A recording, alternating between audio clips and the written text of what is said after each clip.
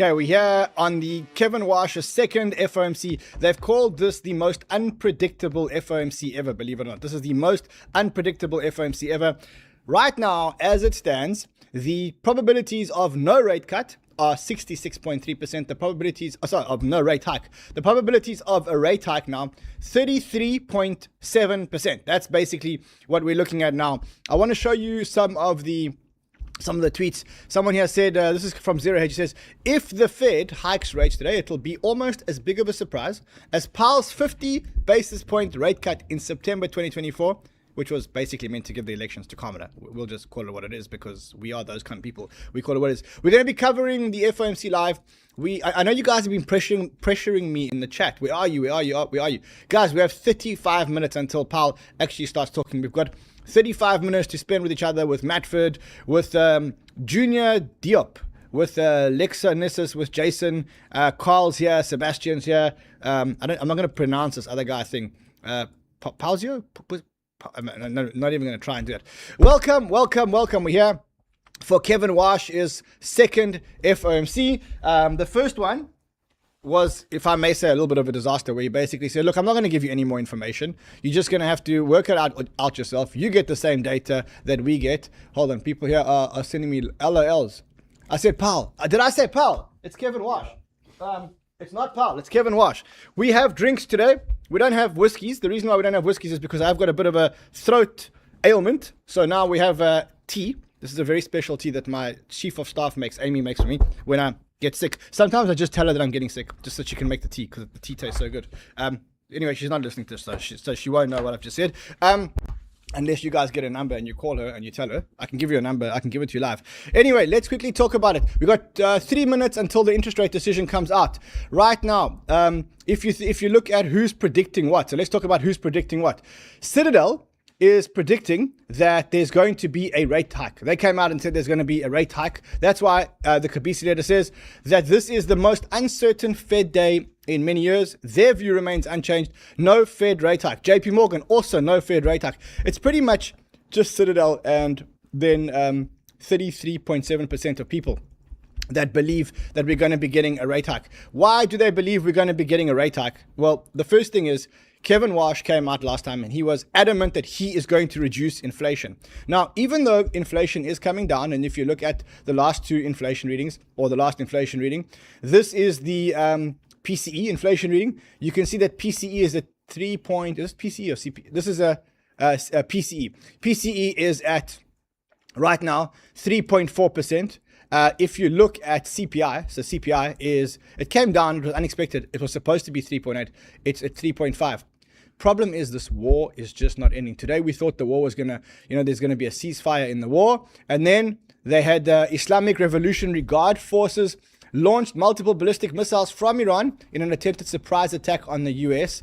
And so Trump, in total Trump style, basically said, okay, I'm going to retaliate. So this is from the Frontrunners, 247 Frontrunners Twitter account. If you're not following it, go and follow it. It says, a US-owned LNG tanker just got hit by a drone at Egypt's Damietta port. At least one drone slammed into the US-owned floating LNG unit. And now basically Trump is vowing to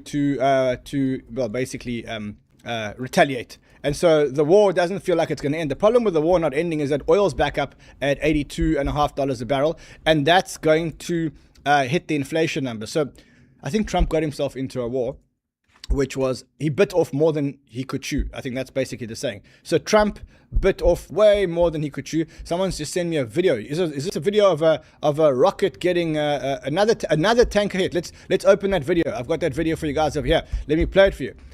I mean, where else do you get such quality entertainment when nothing's happening on the crypto markets? Hold on, let's play that again.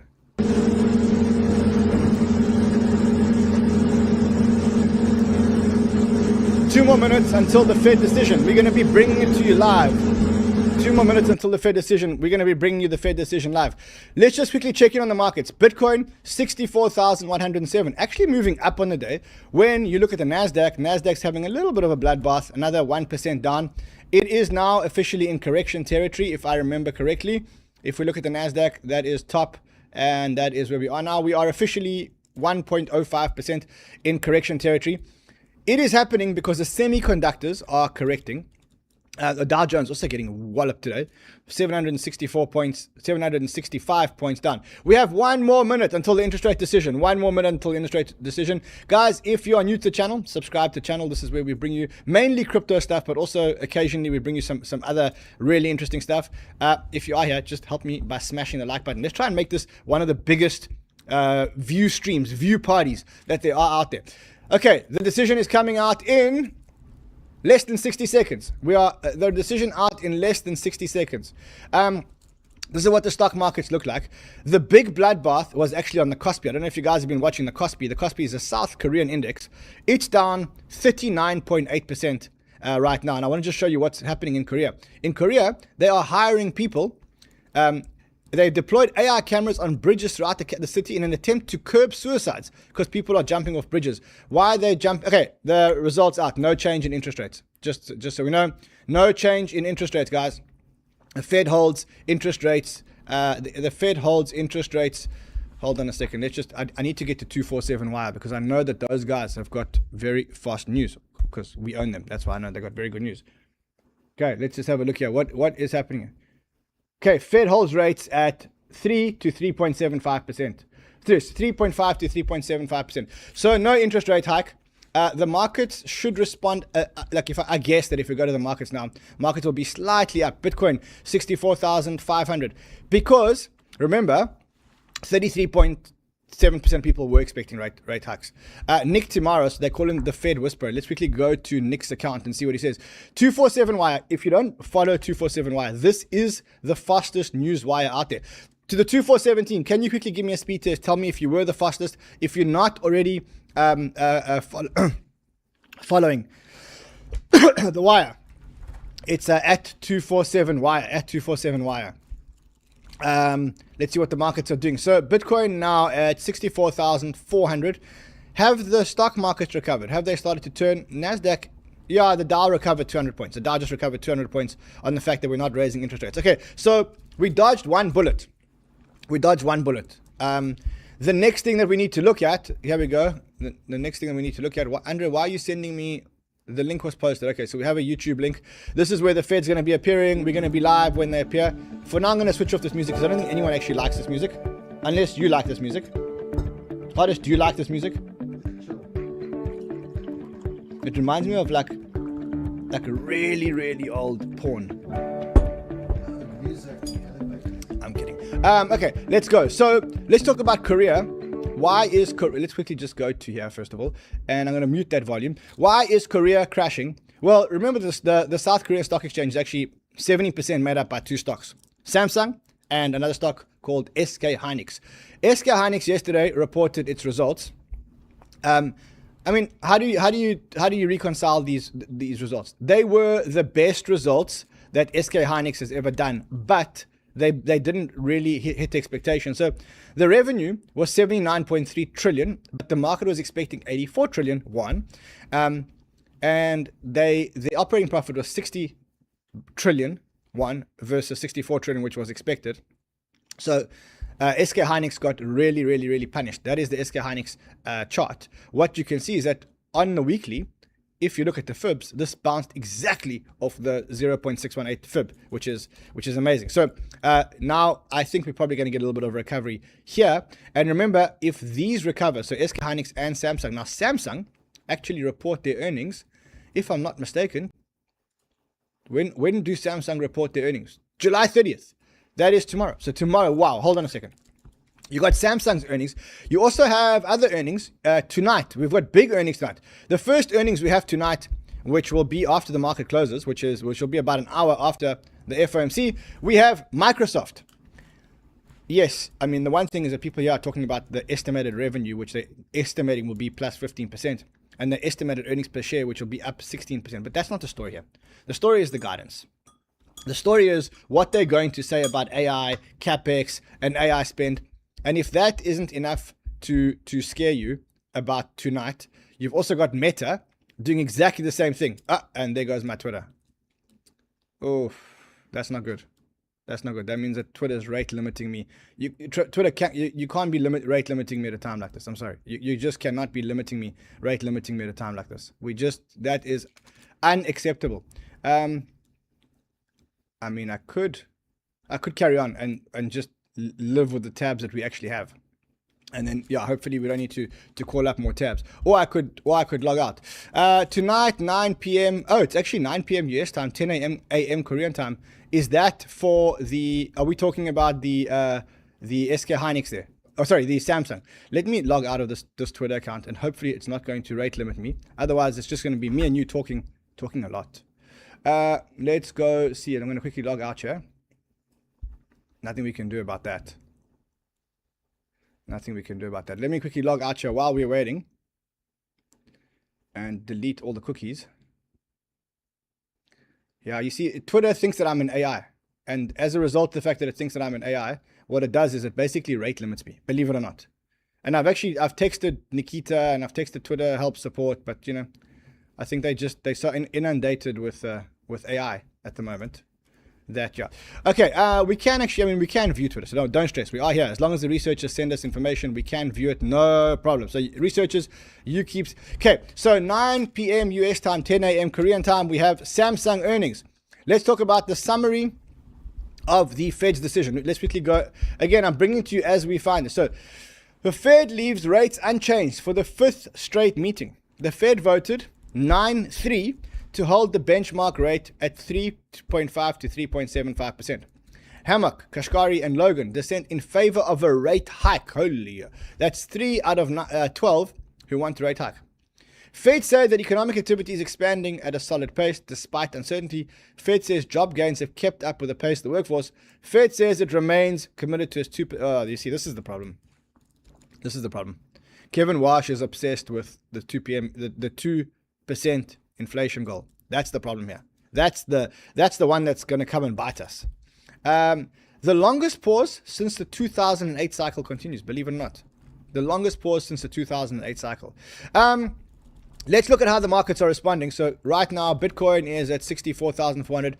Let's look at the Banter bubbles. Now, I want to show you something really, really, really cool on the Banter bubble. So for those of you who don't know this, I mean, for one, you go to banterbubbles.com or you download the app on Apple or on Android, and you can see stocks and you can see crypto in one view. But here's where it gets really fucking cool, okay? So I'm not supposed to swear.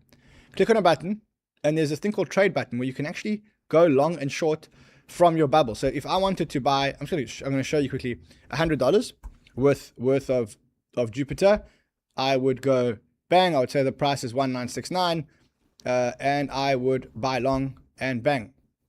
The trade when it gets executed will actually get executed. So you can actually trade directly from your bubbles like a terminal, and you can actually manage your position. So you see, I'm sitting with a position here, and I'm actually managing a position here.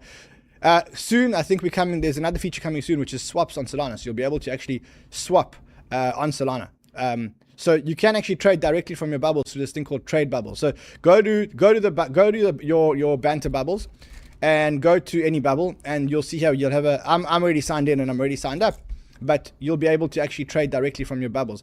The reason why we did that is because we said, look, what's the point of being able to see the prices here and then you have to go to your exchange? Let's just connect your exchange. You connect your exchange API keys, and then you can just trade directly from the bubbles terminal. You can actually literally trade any one of these tokens, VVV, etc., etc.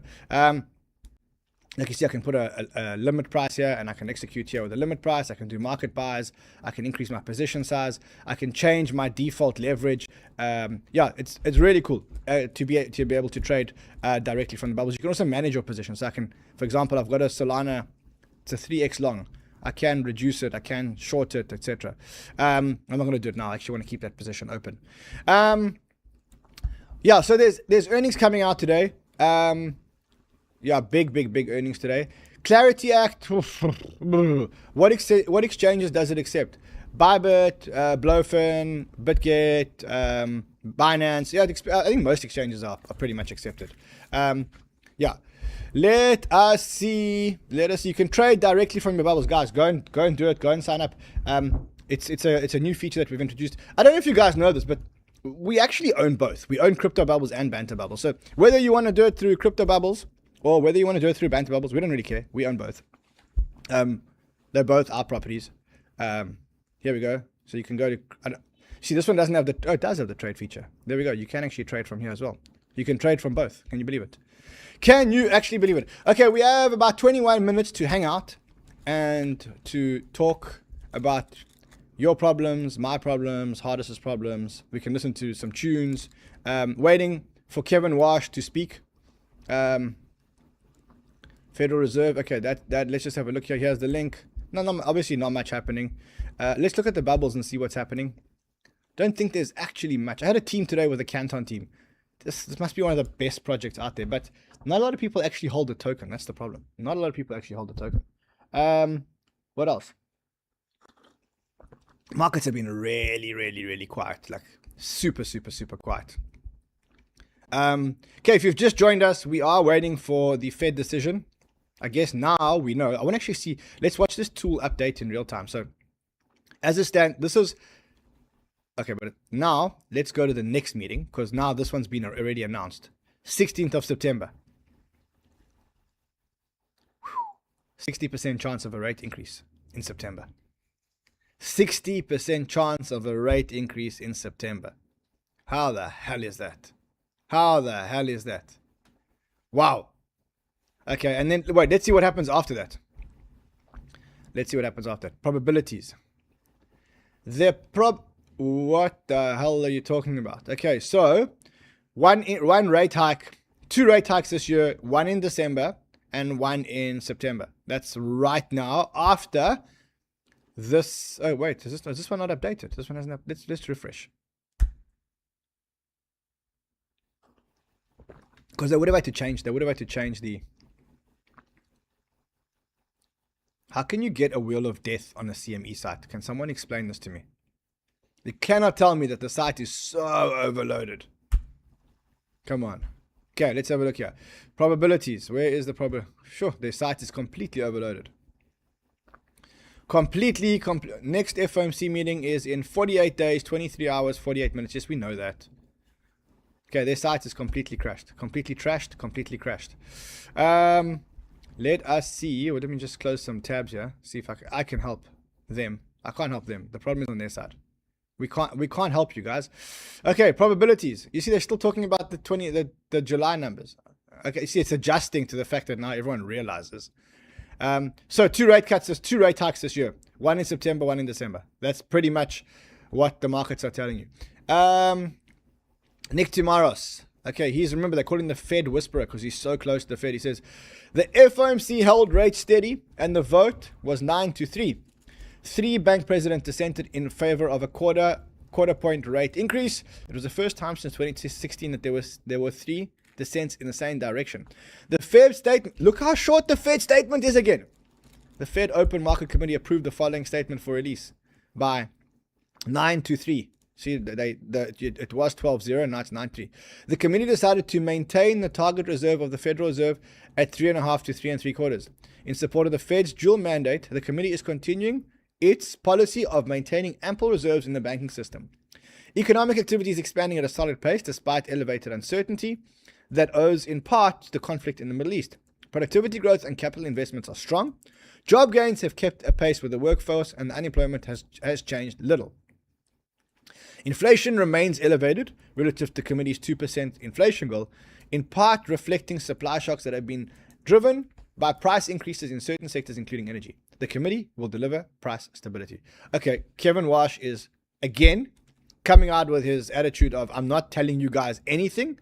So yeah, someone says, was watching Run's stream. Who's watching? Jacob, are you watching my stream? Okay, he said my token expired because I haven't been here all day. And that's why. Okay, there we go. You see, just click this button called Trade Now, and then you can trade anything that you want. What else are we looking at? So okay, so that is 𝗕𝗬𝗕𝗗𝗓, the Fed whisperer. Is there anything? Remember, I can't log on to Twitter. Researchers, is there anything that's actually coming out? Because I can't scroll Twitter. I will try and scroll Twitter again in a few minutes when it remembers that I'm actually not a bot. We are waiting for them to We're waiting for them. Okay, I turned the volume down here, which was probably very, very smart of me.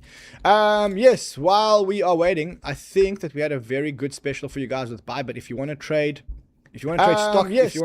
if you want to trade stock perpetuals. So if you want to trade perps, okay, on Tradfi pairs. So I don't know if you guys know this, but Bybit has perps on Tradfi pairs.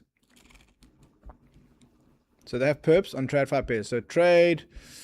Let's quickly see if we can find it. I wonder if it's Tradfi. No. I know that there are perps on Tradfi pairs. Let's see where they are though. Trade futures. Let's click on futures and see if we can find the Tradfi pairs. They've got Tradfi pairs on stocks, which is quite big. So you can actually trade stocks just like you trade your crypto. And if you sign up, you get, okay, so partner with the link below and get $1,000 worth of a Tradfi pair position immediately opened. You have to use this link though if you want the Tradfi pair. Right now, all the action is not happening in crypto. It's happening in Tradfi. Although I must tell you that I did a great show with Matt Hougan. If you are not already on Crypto Insider, so let's have a look here. Crypto Insider, here we go, it's right here. So Crypto Insider, I did a show with Matt Hougan. This is one I think you should watch. Why? Because he's very plugged into the institutional capital market, and he thinks that based on what he's seeing, he thinks that the bottom is basically, and it was one really one of the best shows that I've done in a while. Just listen to the intro. I think the intro will give you a taste for the retail investors to stop selling while the institutions continue to allocate and actually ramp up their allocations. Those are the kind of ingredients that make a bottom. I'm really keen to hear what you think of this whole Sailor phase. I think he's less important in the future than he has been in the past. That's my net. He's been the biggest accumulator of Bitcoin. I think those days are over. It just seems transparently obvious to me that we're going to have $100 trillion move on chain in the next handful of years. I think this next market bull run is more likely to be led by the applications and by the TradFi companies. If you ask me who's the first to $1 trillion though, I might go on the Robinhood side of the spectrum. If it does pass, I think the bottom is in and we rip straight higher. How do institutional investors see Bitcoin? What is Bitcoin to them? For institutional investors, it's yeah, so I think if you haven't watched that, it's on Crypto Insider. Go and obviously after this, don't leave us now, just before the suspense. One thing I can see when I look at my monitor here, I see that the ETH BTC chart is picking up momentum again. So that's ETH BTC. It's the chart of ETH versus Bitcoin. It's broken out of a long-term trend, a long downward trend. Yeah, so it's now broken out. If it can sustain this breakout, this would be insane, absolutely insane. Let's try and log into Twitter again and see if these people have still rate limited me. They really should. Please don't rate limit me. Please don't. Okay, let me just, in case I reveal my 2FAs and my passwords. I know you guys, you're my friends until I reveal a password. And then you're not my friends anymore. I'm telling you how it is. They're our friends, but you're only friendly until you reveal a password. When you reveal a password, the friendship ends. Shane, they did that to Sheldon once. They saw his password online and they hacked his account. Let's have a look here. 2FA. Let's see if it still thinks I'm a bot. No, it doesn't. It now believes that I'm a human being again. But if I open 5 windows, you'll see that it'll happen. But you know, the good thing is, like with this, at least now I can scroll, so we can look. As Bull Theory says, really one of the good accounts. The Fed just had its biggest internal split since 2016. The Fed held rates at 3.5 to 3.75%. But tell us something we don't know yet. It's funny how everyone's saying the same thing. Bull Theory saying it. Gavin's saying it.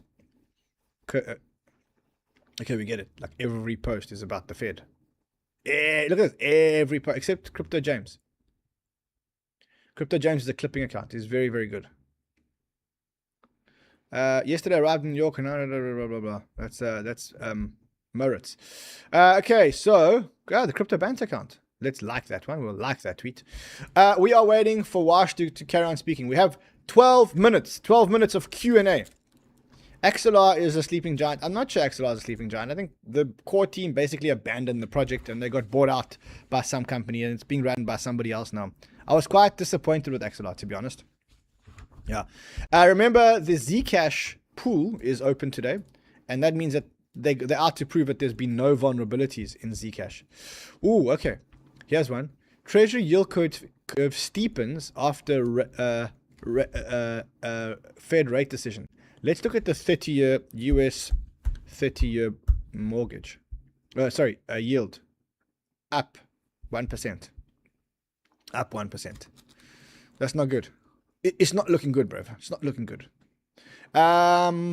Market's coming down, 64,130.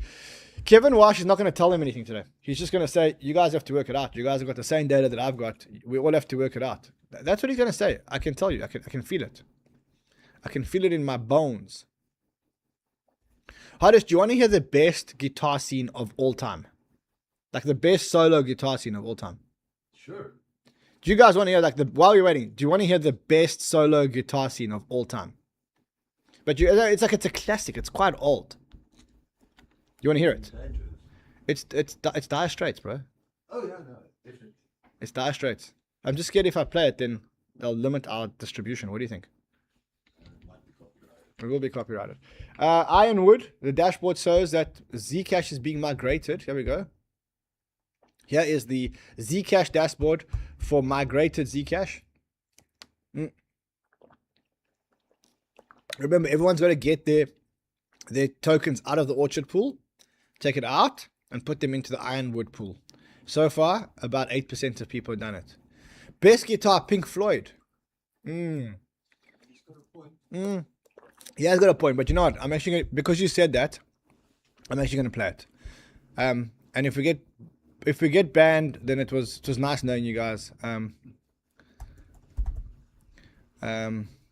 Let's see if we can find this. If I can find this, I'll play the bit.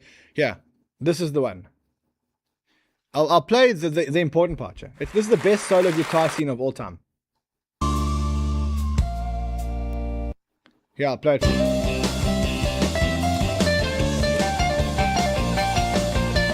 We are gonna get a copyright strike. Okay, listen to this. This is the best guitar scene of all time, I think. If you like music.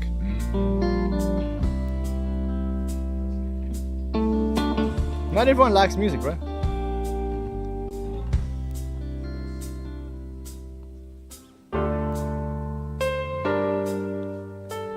We're supposed to be broadcasting the Fed. Here we are broadcasting guitar scenes.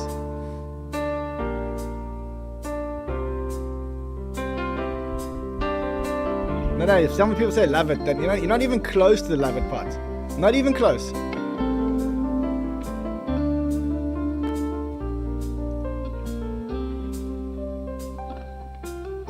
This is the part. Best guitar scene of all time, I tell you that, man.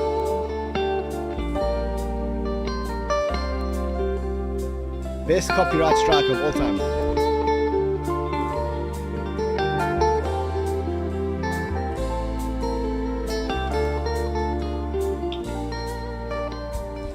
We can listen to the music and watch the charts, believe it or not.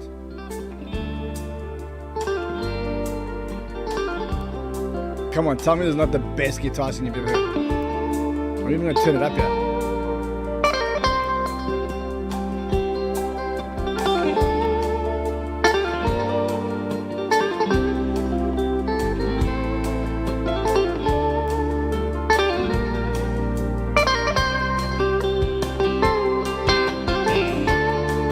I mean, is this not amazing?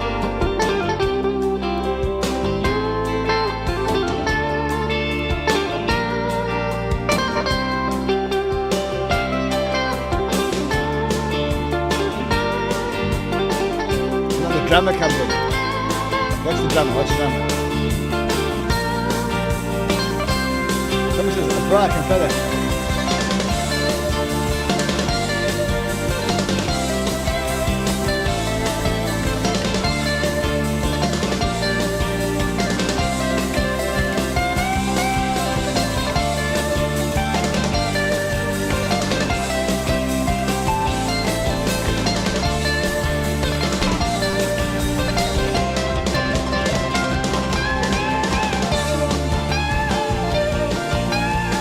guy's a genius. Say what you want, the guy's a genius.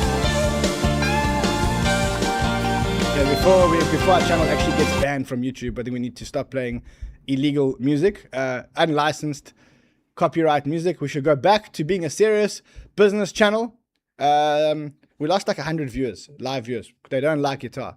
I mean, I can't help you. You don't like guitar, I can't help you.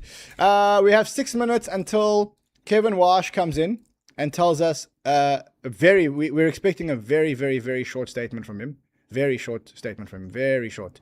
Here is the statement that we are expecting. For those of you who have just tuned in, welcome. Okay, let's see what 𝗕𝗬𝗕𝗗𝗕𝗓 says. 𝗕𝗬𝗕𝗓𝗕𝗓. He says, this is the statement. The statement's very, very, very, very short, guys. Very short. Literally, it's like 5 lines or 5 paragraphs. Okay, let's see what's going on here. Not much going on. Markets are flat. Takes a lot to move markets these days, especially up. The NASDAQ is down 0.3%. So the NASDAQ staged a bit of a recovery. The Dow is down more, 818 points. As Dr. What's his name? Parik Patel. What's his name? He says the markets are 3% away from the all-time highs, and you'd think you're in the middle of the 2008 financial crisis. That's based on what you see on Twitter. Okay, what is going on here? Let's see what's going on here. Let's have a look here.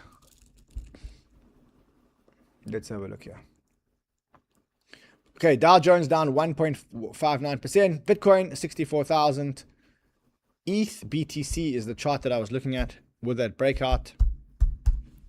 We have 4 minutes until Kevin Warsh. Call him Kevin Powell because he's still the governor of the Reserve Bank. Let me know in the comments what your favorite piece of music is. Just drop it in the comments. I'm trying to get a feel for whether you guys are rock people or let us know what is your favorite. Someone says Van Halen. Eruption is the best. Not bad. Hardest is actually a guitarist. You can play the guitar.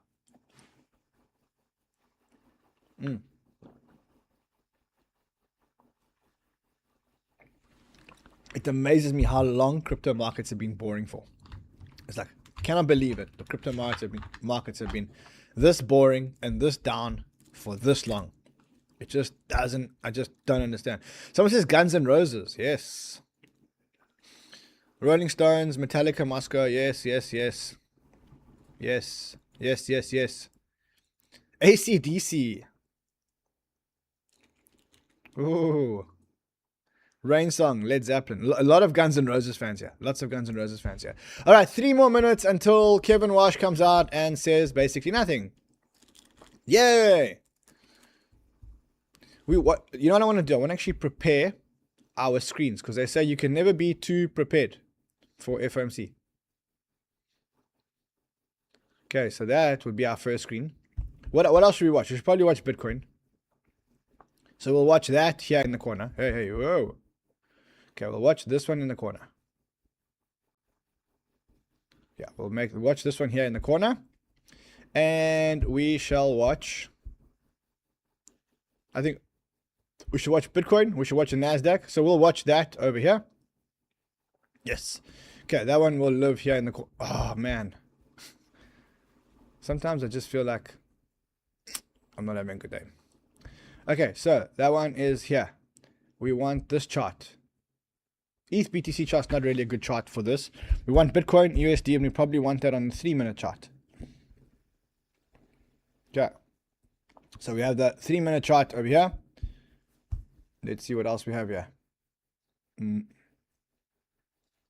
Okay, there's our first chart.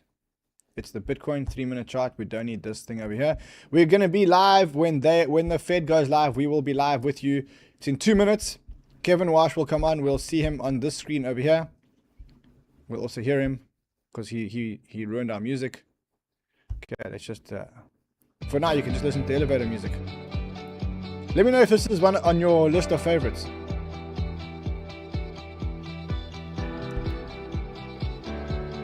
Okay, we're waiting for the Fed to go live. This music is compliments of the US Federal Reserve. Copyright also to the US Federal Reserve. Imagine you get copyrighted by the Federal Reserve. Then you know your life's like in the dumps, eh? Okay, the NASDAQ. Let's put the NASDAQ on the 3-minute chart. And we should probably watch Dixie as well. So let's put the Dixie here. DXY. DXY, let's get ready to rock and roll with the Fed. Ladies and gentlemen, rock and rolling tonight with the Fed, with Kevin Warsh, who's about to deliver a very long-winded statement. Okay, there's Bitcoin on the 3-minute chart. You have the Dixie on the 3-minute chart. Excellent music by the Fed. Excellent tunes by the Fed. Copyrighted Gary Gensler and Elizabeth Warren. Okay, here we go. Please, no more songs. Just letting come on. No more songs, please. We'll pay you not to perform. Okay, there he is. Volume is up. He's going to say good day, or so he's not going to say good evening, good afternoon, because that's what Powell used to say. He's not going to say that. Good day. Good day.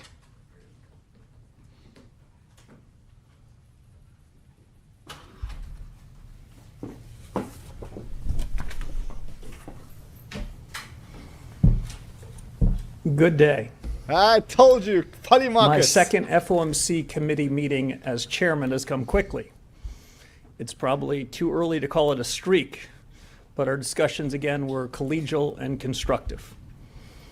I'm truly lucky to work with colleagues so capable and mission focused, and so determined, like I am, to sharpen the performance of the Federal Reserve. Today, as you know, our committee decided to vote by a 9-3 vote to maintain the target range for the federal funds rate at 3.5% to 3.75%. The committee is continuing its policy of making ample reserves in the banking system. The economy is showing impressive resilience. Even with recent shocks, the trends are positive and reveal solid growth. Job gains have kept pace with the workforce, and the unemployment rate has changed little. Inflation remains elevated relative to the committee's 2% goal. The committee remains resolute. You've heard this before, but we will deliver price stability. As before, the policy statement conveys just the facts. It's steering clear of forecasting, a choice we consider especially prudent at these uncertain times. Uncertainty, however, does not mean a lack of clarity. For some households, businesses, and market professionals, 5 years of high inflation have left a mistaken impression that's hard to shake, that the Fed's implicit inflation target was somehow above 2%. Let me reiterate, there is no soft inflation target. There is no soft implicit target. See, he's going after inflation. That's the problem. There's only a target, and it's 2%. Not one of my FOMC colleagues is under any illusion. We have begun a new chapter, and we understand that the 5+ years of inflation above target cannot be cured in 9 weeks or by a single month of modest price decreases. This Fed will not waver. Our credibility rests on performing our duties and delivering on our responsibilities. Americans are right to expect that because our nation's prosperity depends on it. To the regulars here in the press room, today's assessment might sound familiar, yet there was nothing inertial about our discussions, our policy, or our strategy. 2 economic developments are worth highlighting. The first is a very notable change since our last meeting 42 days ago. Nominal and real yields are materially higher across the Treasury curve. Yep. In fact, some of the increases in market interest rates between FOMC meetings are among the most significant in the last 2 decades, ranking around the top decile or so. But if the committee didn't change its policy rate, what happened? In the intermeeting period, market attention centered on real data and real economic developments. Prices reacted in real time to incoming information, and the reduction in forward guidance may have been a factor. Market participants are learning to play the ball, not the referee, and market prices will continue to respond in the direction and magnitude they see fit. This is, in my view, a change for the better, and we're just getting started. After all, the central bank need not always and everywhere be the center of attention. I understand the desire for rolling forecasts and commentary from this committee, but for our part, we need to observe market reaction to developments, direct and unfiltered. I want to stress, of course, that decisions by this committee matter a great deal, and where necessary and appropriate, we will not hesitate to act. A second economic development is one that I noted at the congressional oversight hearings this month, but it's worth repeating. The most striking feature of the economy is the strong growth of business investment. The surge in high-tech CapEx has been remarkable, but that does not necessarily make the Fed's role any easier. In the AI-related category of high-tech equipment and software, the most recent data shows 4-quarter growth rates of nearly 20%. This is helping to sustain the healthy momentum of manufacturing output. More generally, CapEx is preparing the ground for future growth. Nonetheless, the precise timing and magnitude of effects on the supply side remain hard to predict. FOMC meetings produce policy decisions, but just as important is candid discussion of the big things that matter most. That too is a priority in this new chapter at the Fed. In our meeting, vigorous discussion centered on 4 questions, which I will enumerate. First, we talked a lot about the implications of the past 5 years of high inflation on the current policy conjuncture. To echo an old phrase, has the past really passed? Second, my colleagues and I considered the economic shocks of recent years, strained supply chains arising from the pandemic, military conflicts, energy supply disruptions, substantial increases in tariff rates, and yes, the surge in AI-related investment. These differ in their sources. Do they also differ in their effects on output and employment? Third, we took up the related question of price increases arising from shocks. The business CapEx boom, for example, is driving up prices of memory and logic chips and associated AI infrastructure. Do these changes indicate a broader inflationary dynamic, or do we just focus on them because they are under the bright streetlight? Finally, we discuss monetary policy tools and strategies for achieving stable prices. If, as the Fed has long held, interest rate policy should be its primary monetary policy instrument, how much accommodation are we getting from the balance sheet? In all of this, our work is advancing at the Fed. We're asking the right questions. And in this consequential time, we know how very much depends on getting the right answers. Of course, you've all arrived with questions of your own, so let's turn to them now. I mean, that was a really well-worded, poetic script, which was definitely written by a scriptwriter. Questions, Mr. Chairman. Sure. You've had a couple months now, or 9 weeks, or whatever number it is, to see the markets behave in the absence of forward guidance.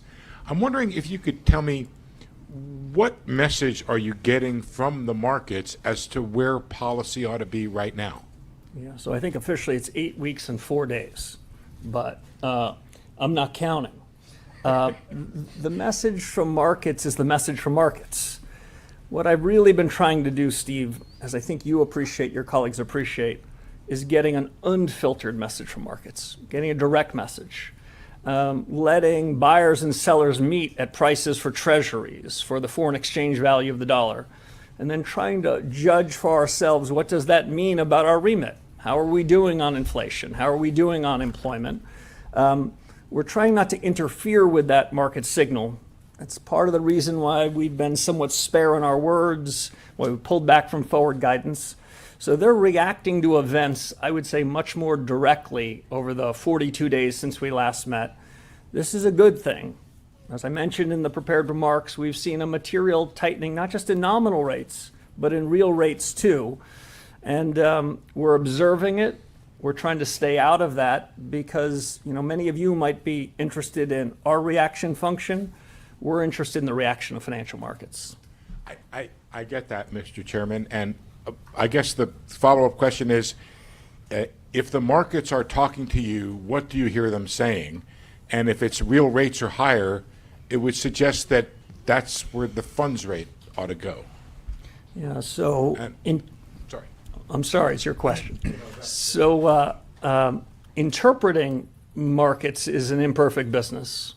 We central bankers like market pros can think these things are overdetermined, but let me offer some speculation. First, as we said in the FOMC statement that you got at 2 o'clock, the economy output is solid. CapEx and productivity are strong. Labor market's solid, steady. The bond market, the treasury market, it seems to be saying that as well. If I were to try to break down, disaggregate the treasury market signals, I wouldn't be able to do it perfectly. But the bond market's saying many of those same things, and that's why we're seeing a tightening both in nominals and in reals. Even while at some level we haven't done much in 42 days, the markets have done quite a bit.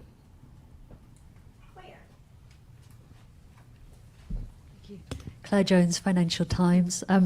You seem to have got the family fight you were after at this meeting. We saw three dissents. Could you characterize the arguments that those dissenters put forward, please, and tell us a little bit why you weren't persuaded by them at this stage? Thank you. So I guess I shouldn't give you their best arguments. I'll give you some others. So you're right. I asked for a good family fight and I got one. That's the purpose. That's the design feature. I mean, I like him, but he always delivers bad news. Meeting, He's like the type of guy that can deliver bad heartened news by really well. What I've experienced the last 2 days. Most of our discussion were on the big questions that matter to the conduct of monetary policy. We didn't sort of hide from them. We weren't scared of them. There was a lot more interaction between and among my colleagues. It was a real family fight. My view, which you've long heard, is that's the better way to get policy right. That's our North Star. So there was a lot of agreement that I heard that we have the powers, the tools, also the authority to deliver stable prices. No walking back from our responsibilities.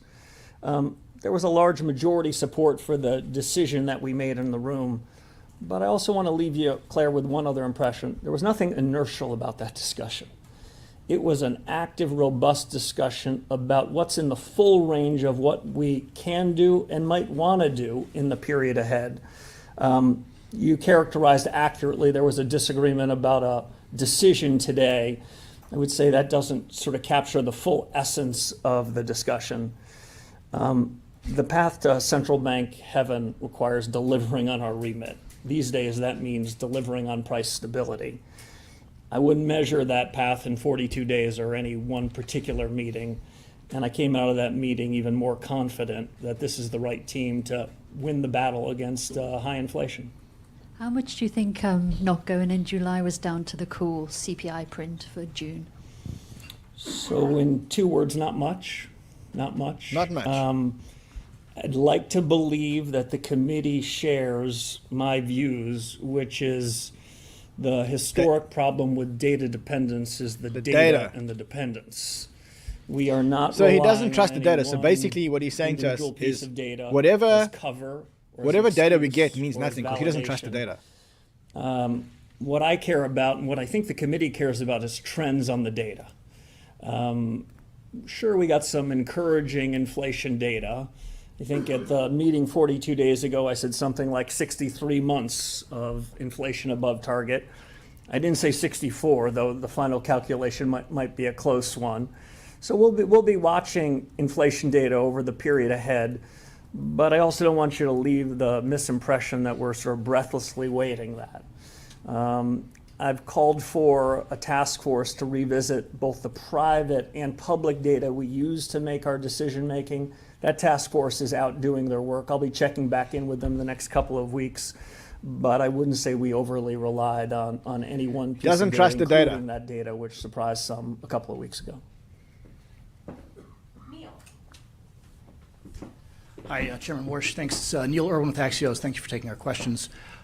So the Fed funds rate is now about 75 basis points below the two-year yield. Suggests markets think you'll have to tighten eventually, about 100 basis points below most Taylor rule estimates. You're hitting your employment mandate, inflation stays high. Why should rates not be higher today? There's a lot in there, Neil. So rates are higher today than they were 42 days ago. Markets have made decisions because we step back in part from trying to influence those. Market judgments have moved up on what nominal rates are across the Treasury curve. That doesn't mean we take them as by dictation, but we're observing them. So I think it's a mischaracterization to say that markets haven't reacted because we didn't move today. Markets are reacting in real time. In the period ahead, we've got important decisions to make about the policy rate. Markets in the intervening period, I think, have quite a bit of decisions to make. I'll see if I can put it this way.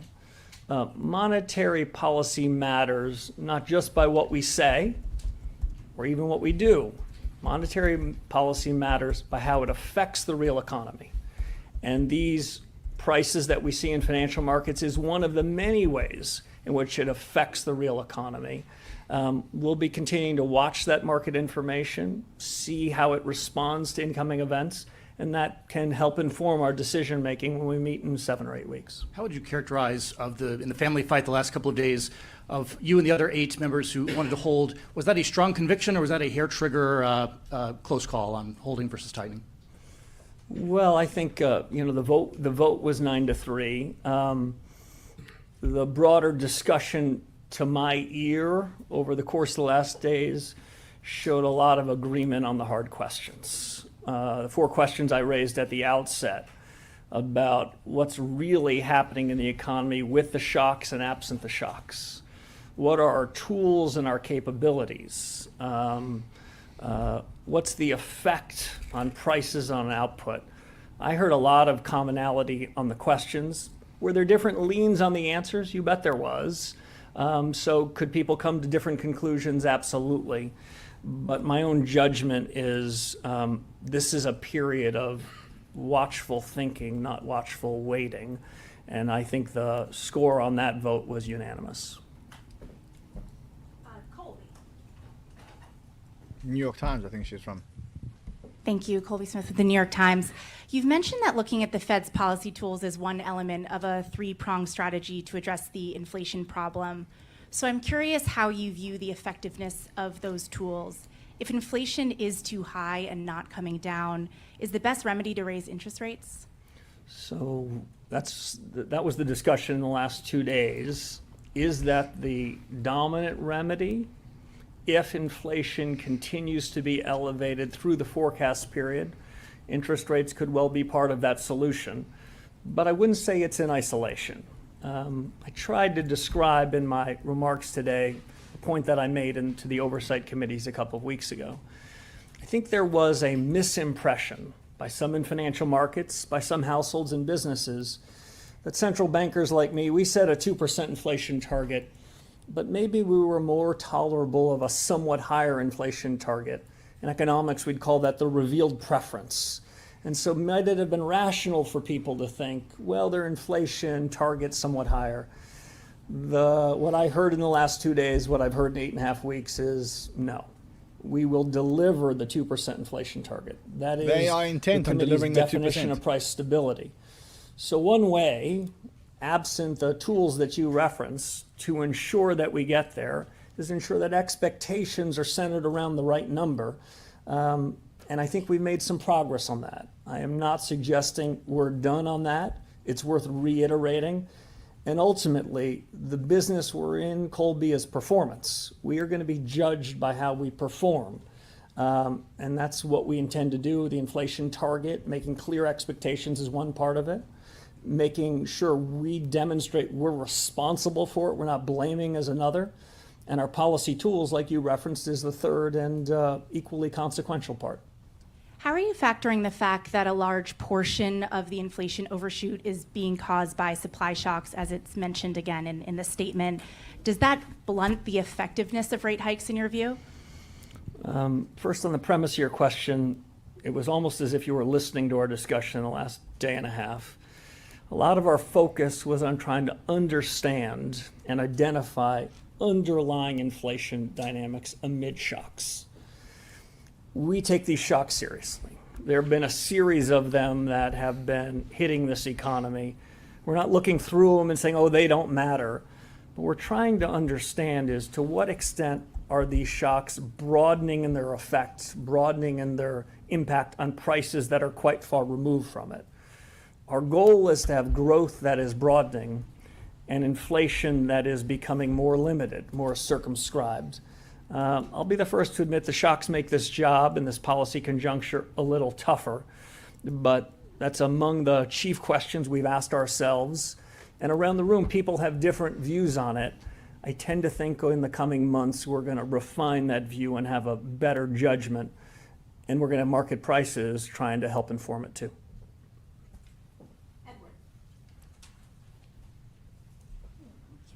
Thank you, Mr. Chairman. Edward Lawrence from Fox Business.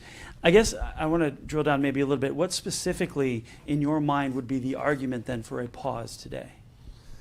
So I wouldn't characterize what we did as anything like a pause.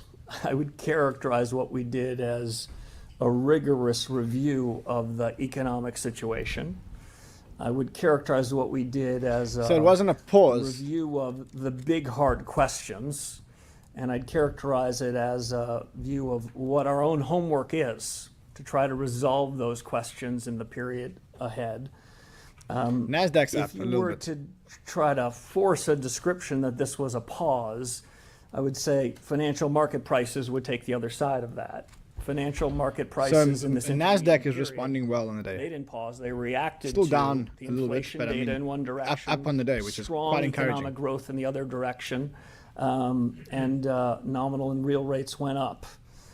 Did the Fed take an explicit change in its policy rate today? No. No, but I think that's the beginning of the story, not the end of the story. And if I could, I did want to ask, not forward guidance, but looking forward. Traditionally, a Federal Reserve chairman uses the Jackson Hole Summit as a sort of a reset of monetary policy. Well, how do you look at the speech that you're going to make in August? I look at it like a blank piece of paper right now. I have not begun consideration with the incredible team here what would go into that document. I think you've characterized it correctly. Historically, at least from my first tour of duty at the Fed to more recent periods, it would be sort of a setting up speech more often than not of what was going to be happening in the fall. I haven't made any judgments on that, but those are judgments we'll have to come to. If I could, in the high mountain air in Jackson, Wyoming, I'd like to also frame the big questions. If I could. There is a tendency, especially with the proliferation of meetings and press conferences, to get caught up in the myopic. Did you do this by a quarter or do that? Ultimately, whether we deliver on price stability matters some, the decisions we make in 6 or 7 or 8 week periods. But they matter more, what are the big questions? What's really happening with productivity? What's really happening with demographics? What's really happening to the global economy amid the shocks? Haven't made a decision whether it's going to be a big picture speech or whether it's going to be a more traditional setup for all the action we're going to have between September and December. I will tell you one other thing that I am doing between now and Jackson Hole, which is I'm checking with those task forces. My first principle of establishing a task force is find the best subject matter experts anywhere in the world and put them together, especially put them together with other people who might disagree with them. In the next couple weeks, I'm going to be doing a check back in. I've given them time to sort of think hard about their agenda, their debate, their schedule, and when they might be ready for prime time. I'll be doing a little bit of that checking, and that may or may not inform anything I have to say in Jackson. Jackson Hole. Nick Timmeros of the Wall Street Journal. Chairman Warsh, I want to follow up on Colby's question about policy transmission. You've said there's no cruel choice between stable prices and full employment. Rates bring inflation down by cooling demand. It's generally thought that can show up in the labor market. If that's not the channel you're relying on, what is? Yeah, so let me go back to first principles, Nick. I don't believe that either part of our mandate is generally at war with the other part. I do not believe that price stability and full employment is an either-or proposition. There have been policymakers over the last several generations who have thought that there is a strict trade-off there. That isn't my judgment. In fact, my judgment is if and when we deliver on our remit, we're going to be satisfying both prongs. We're going to have price stability and full employment. And in fact, if you want to do the most harm to the labor markets, you would run a period of high inflation that's variable such that employers, businesses, wouldn't really know what's going on.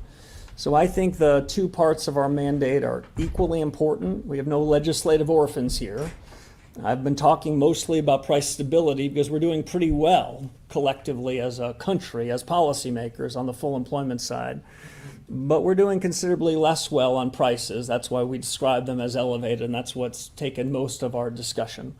In terms of transmission mechanisms of monetary policy, I think different tools work through different transmission mechanisms. The interest rates work through lending channels and credit channels, maybe confidence channels and foreign exchange. The balance sheet probably works through some other channels like signaling and portfolio balance. We're keeping full abreast of all these tools in making policy. But if the suggestion is somehow we're going to be fine-tuning aggregate demand so it catches supply, that's not my mental model. I don't think we're great in the fine-tuning business. We're trying to get supply and demand in broad order, but really what we're doing as we sit here today at this press conference is I think we've got a reasonable sense of what aggregate demand looks like in this economy. We're inferring aggregate supply. We're making a judgment about what productivity is. And in some sense, there's a race between supply and demand. And the surge in business CapEx in and around AI, it's making that calculation a little harder to judge, but in the period ahead, we're going to be trying to judge just that. And if I could ask, where exactly was the disagreement today? Was it about the inflation forecast, or was it something more around the risks, the tactics? Yeah, so I'm going to I'll let the dissenters speak for themselves. The way I heard it over the last 2 days was overwhelming agreement on objectives and authority and commitment. I didn't hear anybody walking away from it. The judgments as to how best to achieve the price stability, that was probably the question that we were trying to answer. What's the best move? What's the best strategy? What's the best way to achieve it? And a second question that was asked is, when do we need to make those harder calls? When do we need to make those decisions? And like I said to one of your colleagues, I was comforted that markets in the intermeeting period weren't reacting to us. They weren't reacting to dots or to speeches. They appeared more than ever to be reacting to real-time events. So they're gauging themselves how restrictive the Treasury curve should be. And that, I think, has been a useful development. We don't endorse any particular market move, but I'd also suggest we observe them with keen interest.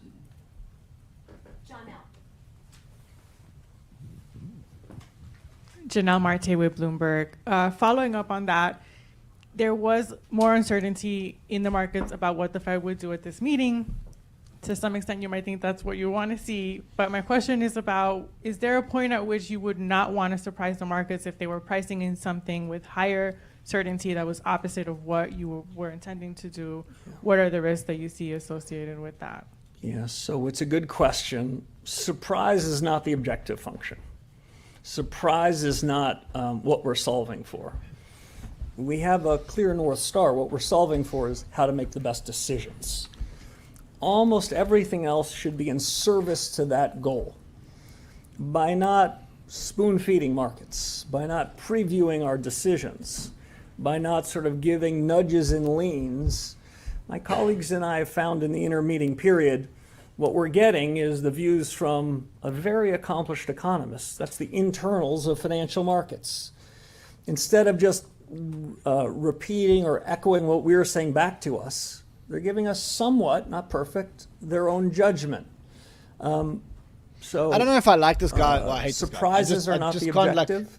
But he's so at the same smooth, but- time, I would say we didn't come into this meeting feeling constrained by the full range of alternatives we had in front of us. So some of your peers have continued to discuss how they think about policy decisions, and if you don't offer your reaction function or your way of thinking about it, how concerned are you that you're ceding control of the narrative? So not very concerned. That's a short answer to the question. When some people that follow the Fed say, well, we don't want your forecast, we don't want your dot, we just want your reaction function. Part of me hears what we really want is your forecast, and what we really want is your dot. In terms of reaction function, let me sort of disabuse people of a question that may or may not be real and be out there. Any central banker, especially a central banker where the labor markets are more or less at equilibrium. Any central banker, when he or she sees underlying inflation moving higher, he or she is more inclined to tighten policy. Again, when you've achieved the other side of your mandate and you see underlying inflation falling, he's more inclined to loosen policy. That's my reaction function. So and, look, I he's don't steadfast. suspect it will, He's steadfast on inflation. He's not going to move cause from people his to not inflation goals continue of to pry for 2%. more. He doesn't have The data, so truth he's is, kind for a of very saying, "Look, long I'm time, in a navigating lot of blind right now. We countries, can't increase coming out of rates the 2008 as we crisis, stand we're in right crisis now. mode. We We have were Fed purposefully rate hike providing a increases lot of information, in the next trying to meeting. provide a I'm lot going of to again. I'm just going to assurance, refresh trying this to tell because people you exactly never what know we're going to do. how quickly things have Offering changed here. forward But guidance he's with steadfast on clarity, as inflation, if we're tying our own on hands battling behind our inflation, which back. is not good. Whoa. In crisis mode, Okay, that that's strikes me this as a meeting very over here. prudent policy. But in more benign 58% conditions, it chance of a strikes me rate as hike worth next meeting. So it's revisiting. actually dropped slightly But markets since the and beginning market of our meeting. participants and I reporters think on that note, have I mean, you know, we can learned carry on to listening devour all to that him. information. So Let's I maybe give him one take more question to see if seriously that the he does anything pullback like of forward riveting. guidance requires some position. Reform isn't easy, but our general judgment is going to help us make better decisions, and in so doing, satisfy our remit. Last question. Paul Weissman. It's coming. There's a mic coming. Thank you.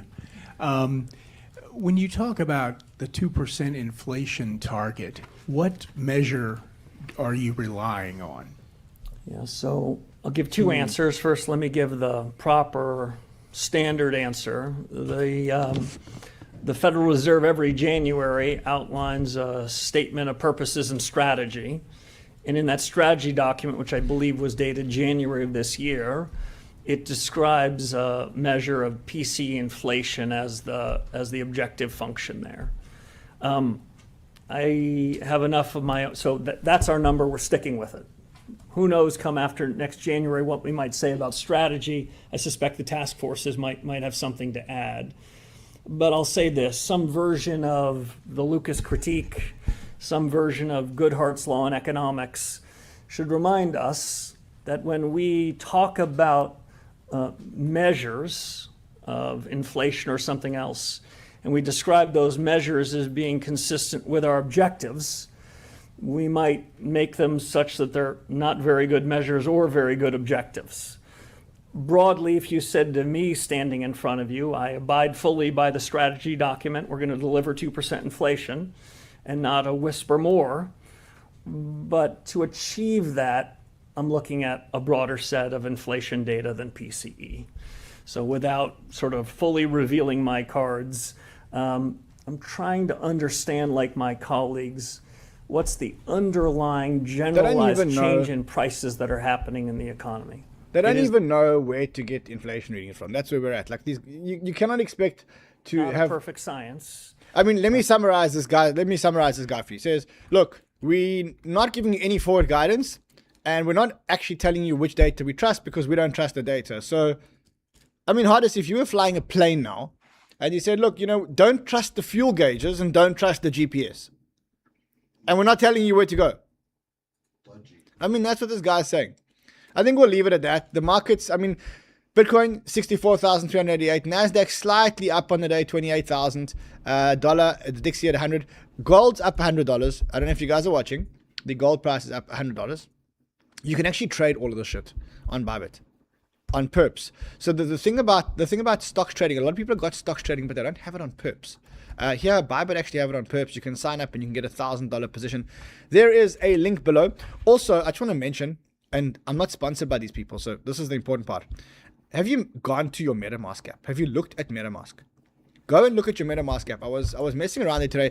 Not only can you trade, like you can do prediction markets, you can do swaps, you can do trading, etc., but for a limited time, I think there's a 6% APR on money invested in your MetaMask wallet. They've got like this money market account, which is amazing. I wanted to show it to you on this phone, but it's not actually on this phone. It's on my other phone. I have two phones. I have a crypto phone and I have another phone.